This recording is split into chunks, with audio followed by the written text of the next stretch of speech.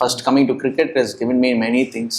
Blue star கொடுத்துருக்கு, நிறைய சம்பாதிச்சு கொடுத்துருக்கு. அது more than a sport. I would say that எப்போல்லாம் நான் டவுனாக இருக்கணும், இந்த கேம் ஆடும்போது ஒரு நமக்கே அறியாமல் ஒரு மோட்டிவேஷன் வரும்.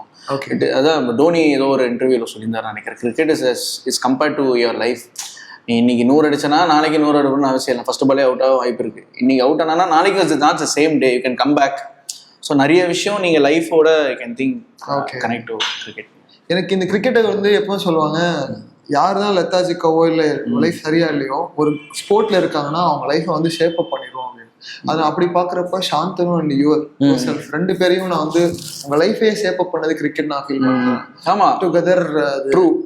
அது வெரி வெரி ட்ரூ தான். ஆமா, அது ஏதோ ஒரு ஸ்போர்ட் இருக்கணும், அதுதான் உங்களுக்கு ஒரு ஒரு ஒரு ட்ரிகரிங் ஃபேக்டரா இருக்கும் இல்லையா. வெற்றி தோல்வி மீறி அந்த எதுக்காக ஸ்ட்ரகிள் பண்றோம்னு ஒரு இருக்கும், கேமோட ரிசல்ட்னு ஒன்று இருக்கு. அதுக்காக தான் ஃபர்ஸ்ட் ஹாஃப் ஒன்று நடக்குது, செகண்ட் ஹாஃப் நடக்குது, இது எல்லாமே நடக்குது.